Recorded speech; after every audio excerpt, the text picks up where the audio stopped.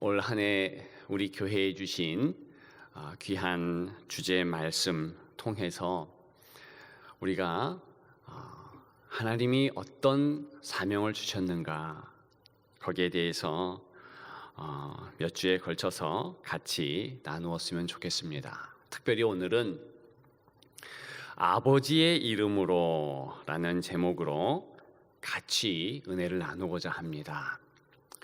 우리는 지금 아버지가 인기 없는 시대에 살고 있습니다. 아버지라는 단어, 그래도 가까운 과거 약 한 20년 전쯤에는 제법 인기가 있고 사회적으로 어필되는 그런 단어였습니다. 아버지들 어깨에 힘이 들어가 있었던 것 사실이었습니다. 그 시대, 그러니까 2000년이죠. 가시곡이라는 제목의 소설이 있었습니다. 여러분들 가시곡이라는 물고기 아시지요? 특별히 아빠 가시고기의 헌신으로 유명하지 않습니까? 엄마 가시고기는 알 낳은 후에 어디론가 가버립니다. 이 아빠 가시고기만 끝까지 알들을 지키지요. 돌봅니다. 다른 물고기들 알을 노리고 달려듭니다. 그럴 때에 사투를 벌이면서 알들을 지켜내는 것이지요. 새끼들이 태어날 즈음에 보통 아빠 가시고기들은 거의 탈진으로 죽는다 하지요. 그런 아빠 고기에게 새끼 고기들이 달려듭니다. 아빠의 살을 뜯어먹고 자라게 되는 것이지요. 이런 가시고기의 특성을 가진 그런 류의 소설이 바로 가시고기라는 소설이었습니다. 역시 한 아버지의 희생을 다루었지요. 중병에 걸린 아들을 위해서 모든 것을 희생하는 아버지가 그려집니다. 나중에는 죽기까지 하게 되지요. 이 책이요, 당시에 750만 부가 팔렸습니다. 성인 10명 중에 5, 6명은 읽었다는 것입니다. 그 정도로 인기가 있었어요. 그 10년 후 2010년쯤 된 이후에, 그러니까 지금으로부터 10년 전이지요, 시대가 급속도로 변했습니다. 아버지의 그런 권위가 땅에 실추되기 시작했습니다. 역시 아버지라는 단어는 인기가 없는 단어가 되어가고 있는 중이었습니다. 아버지들의 어깨가 처지기 시작했지요. 그럼에도 나름 괜찮았습니다.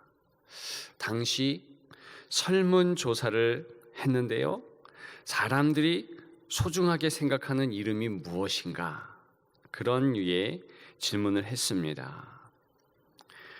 아버지라는 이름은 나름대로 선전했어요. 몇백 개의 단어 중에서 30등 안에 들었다는 것입니다.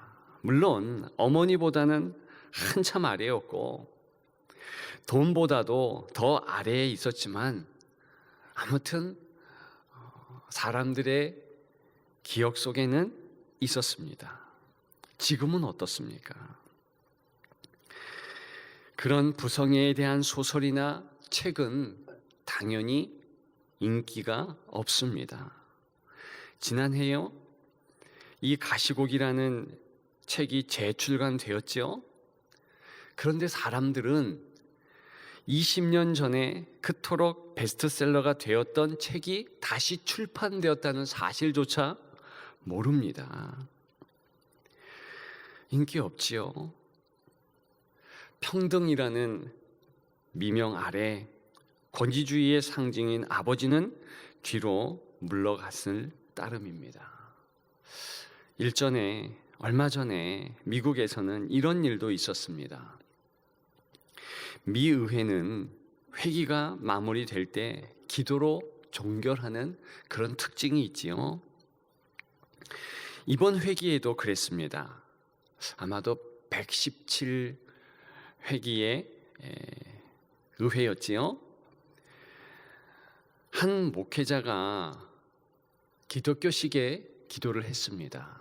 여러분 매스컴에서 보신 분들도 들은 분들도 또한 있으리라 생각됩니다. 기도를 아멘으로 끝낸 게 아니죠. 영어식으로 아멘을 에이멘 그렇게 합니다. 그런데 발음이 에이멘, 그 뜻은 전혀 그렇지 않지만 한 사람의 남자 에이멘 이렇게 들리지 않습니까? 그랬다고 해서 전혀 거기에 토를 달면 안 되는데 에이멘 한 다음에 A woman 이렇게 여성의 이름으로 기도합니다. 여성으로 끝을 맺었다는 것입니다. 있을 수 없는 내용인데 이 정도의 시대가 되었다는 것이지요. 여러분, 남성이라는 단어도 이 정도 취급을 받는데 남성 편향의 권위적인 아버지라는 단어에 대한 부정적인 이미지 이 시대에 클 수밖에 없다는 것입니다.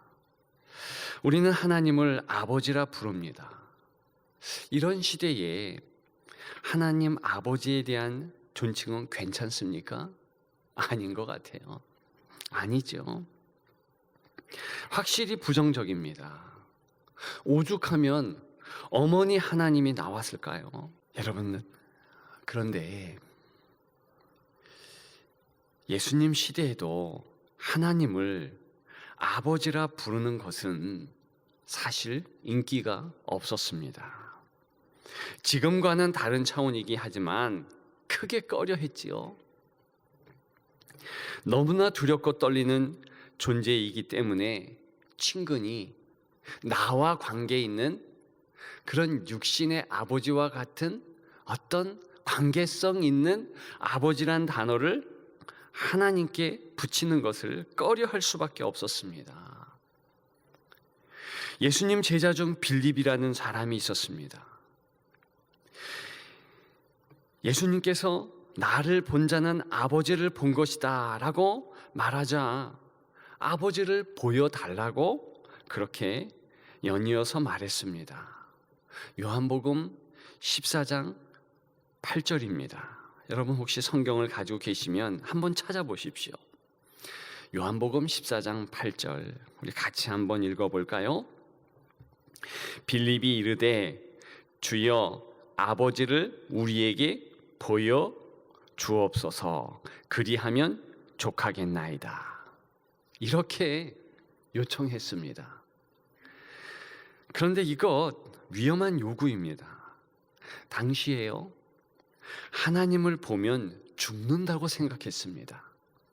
구약 시대뿐만이 아니라 예수님 당시의 신약 시대라 할지라도 동일하게 그렇게 생각했어요. 그런데 또한 그런 위험한 요구를 하는데 하나님에 대해서, 그 높으신 하나님에 대하여서 아버지란 호칭을 썼다는 것입니다. 아마도 다른 제자들의 눈이 휘둥그레졌을 거예요. 여러분, 당시에 하나님을 아바 아버지, 우리는 아빠 아버지로 번역하죠. 그렇게 부를 수 없었습니다. 그런데 하나님 아버지를 직접 육신의 아버지와 같이 아버지 이렇게 부를 수는 없었다는 것입니다. 예수님께서 이러한 빌립의 요구에 부응하셔서 그 이후에 주기도문도 가르쳐 주시고 하셨습니다. 직접 하나님을 아버지로 부를 수 있는 권세, 특권에 대해서 말씀해 주셨고 그 특권을 향유할 수 있는 것이 기독교인이라고 말씀해 주셨습니다. 그 새롭게 정립된 예수 그리스도의 전통에 의해서 비로소 초대교회가 아버지 하나님 이렇게 자연스럽게 부를 수 있었다는 것입니다. 여러분, 그 옛날에는 어땠습니까? 하나님을요 감히 입에도 발음할 수 없었지요. 그 옛날 아브라함에게 하나님께서 나타나셨습니다. 그런데 직접 그 모습 보여주신 것이 아니라 불로써 현현을 나타내셨죠. 그래서 타는 횃불로 재물을 불살라 버리셨습니다. 나타남의 증거로서 불만을 보여주신 것이지요. 그 후에 어떻습니까? 우리가 말씀을 나눴습니다만 삼손의 부친이었던 마노아, 그도 그 불을 경험했죠. 사사 기드온 역시 그랬습니다. 선지자 엘리야도 그런 증거를 보았지요. 모세는 또한 어땠습니까? 모세도 떨기나무 가운데 하나님의 불을 보았지요. 여러분, 그 불은 무엇을 상징합니까? 소멸하는 불이에요.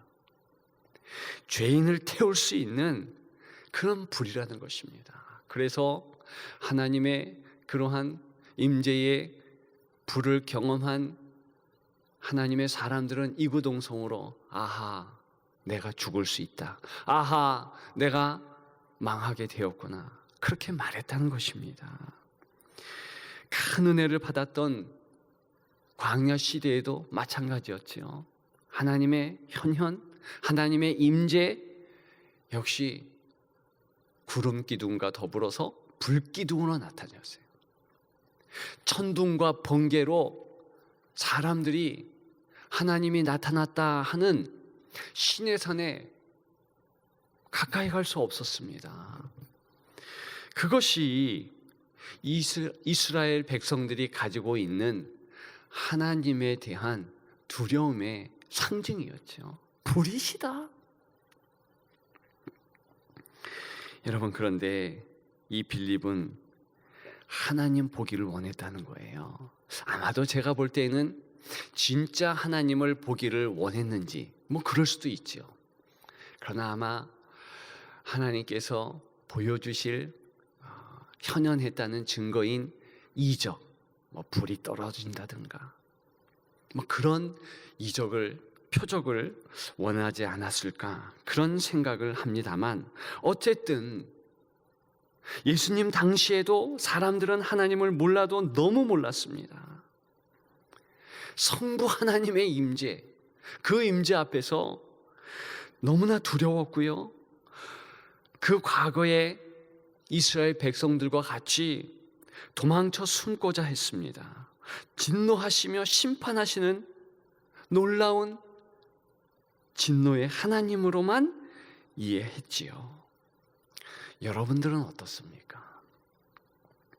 적어도 이스라엘 사람까지는 아니어도 하나님이 두려운 것이 사실 아니겠습니까?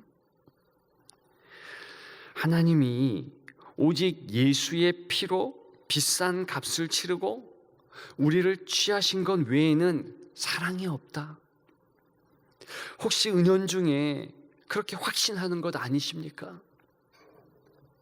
여러분들은 어떻게 생각하십니까?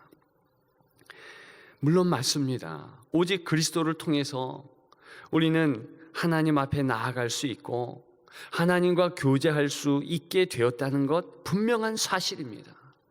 그럼에도 불구하고요, 성부 하나님, 아버지 하나님께서 우리를 먼저 사랑하신 것 사실입니다. 사실 비교하는 것 자체가 무의미하지만 예수님의 사랑과 하나님 아버지의 사랑, 만일 비교한다면 누구의 사랑이 더 클까? 여러분, 본질적으로 독생성자 예수 제2위격인 성자 하나님의 사랑, 그리고 성부 하나님의 사랑 같을 것입니다. 그럼에도 불구하고 성경은 무엇을 말하고 있는가? 성부 하나님의 사랑이 더 크다는 것입니다. 성부께서 먼저 우리를 사랑하시고자 작정하셨다는 거예요.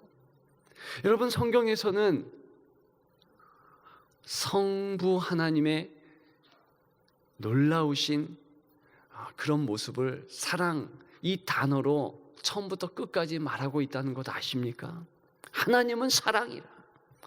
그때의 하나님은요, 아버지 하나님을 뜻하는 것입니다. 그것이 성경의 증언이에요. 여러분, 하나님 아버지께서는 독생성자 예수 그리스도를 사랑하시지요. 그래서 세례받게 하신 것이지요. 표징을 주셨지요. 여러분, 똑같은 모습으로 하나님은 우리를 향하셔도 사랑으로 충만하신 분이에요. 그래서 세례를 허락하신 것입니다. 세례를 통해서 확인하는 것이지요. 우리의 마음에 새길 불변의 진리는 무엇입니까? 하나님이 사랑이시다. 아버지 하나님께서 나를 사랑하셨으므로 내가 예수 그리스도 통하여서 아버지 하나님을 섬길 수 있고 아버지 하나님을 향하여 나아갈 수 있고 그 하나님 사랑을 내 마음에 새길 수 있으며 절대로 그 하나님의 사랑에서 배제될 수 없다. 여러분, 그 선포할 수 있는 특권이 이제는 내게 생겼다는 것입니다. 여러분, 그것을 기억하기를 소망합니다. 중요한 것은요, 이렇게 하나님께서 나를 사랑하시는데 너무나 당연하기 때문일까요? 그 사실을요, 새기질 않아요. 그 부분을 깊게 생각하지 않는다는 것입니다. 얼마나 중요한 내용인데요. 만일 그 사실을 마음에 새기지 않으면 우리의 믿음의 근간이 흔들릴 수 있는 것입니다. 사탄이 공격할 빌미를 제공하는 거예요. 오해할 성경 본문을 사탄이 들이댈 수 있다는 것이지요. 여러분, 예나 지금이나 이 사탄은요, 강도하기 때문에 성경 말씀으로 우리를 넘어지게 합니다. 오죽했으면 예수님께도 성경 말씀으로 공격했잖아요.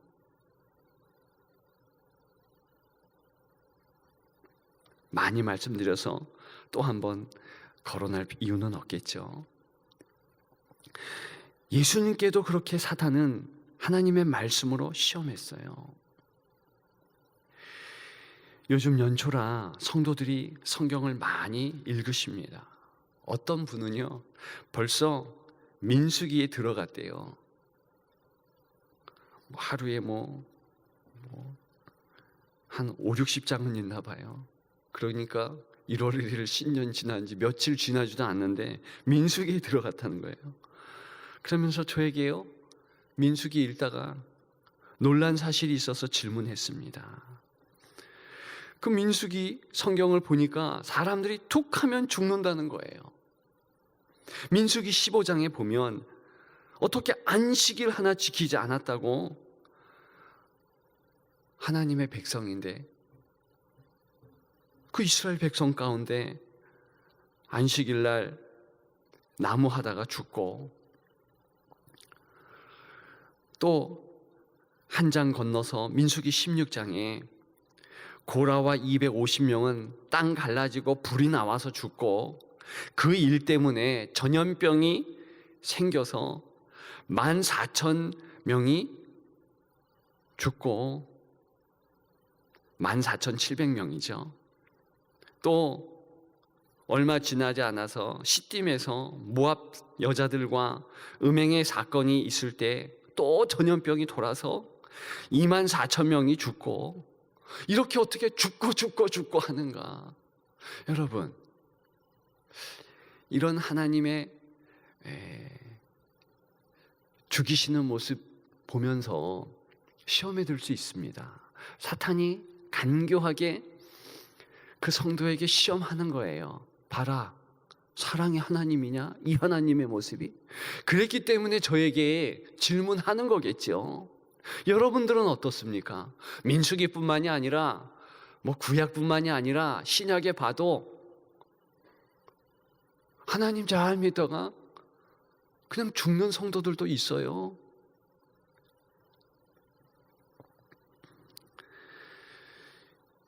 여러분, 제가 어떻게 대답했을 것 같습니까?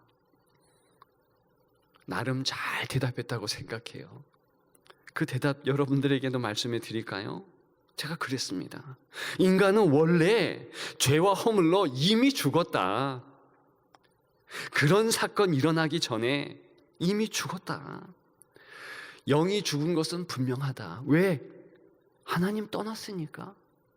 하나님 떠나면 그 즉시로 영은 죽은 것이다. 그러면 마음은 죽었다. 육신 역시 죽은 거 분명하다. 왜? 시간 조금만 지나가 봐라. 칠성판의 주인 되지 않느냐? 무덤의 주인공 되지 않느냐? 죽은 거다. 성경은 이미 사람 죽었다 그렇게 선포하는 것이고, 판명 끝. 당연히 죽었는데 그런 저주받은 사단의 자녀인 것을 성경은 분명하게 이야기한다. 그렇기 때문에 구약에 그렇게 죽는 모습이 나오는 것이다. 봐라, 창세기에 죽고 족보를 보면 다 죽는다. 그런 것으로 가득하지 않는가? 죽는다는 거예요. 여러분, 우리의 이러한 죽은 육신, 영혼, 하나님이 어떻게 하시는가? 살려주신다는 것입니다. 왜요? 하나님 사랑이시니까. 그 사랑이 넘쳐서 우리에게까지도, 미천한 인생까지도 붙잡아 주시고 인도해 주시고 보살펴 주시는 것이 하나님의 사랑이라는 것입니다. 여러분, 우리가 그것을 기억해야 돼요. 이것이 예수님을 통해 보여주고픈 하나님의 참모습이고, 오늘 본문에도 그 하나님의 모습을 잊지 말라는 것입니다. 여러분, 우리는 남에게 세례 주기 위해서 동분서주합니다. 나 때문에 세례 받는 성도가 있다면 축복임이 분명합니다. 그러나 그 이전에 세례를 통해 붙잡을 사실을 확인했으면 좋겠습니다.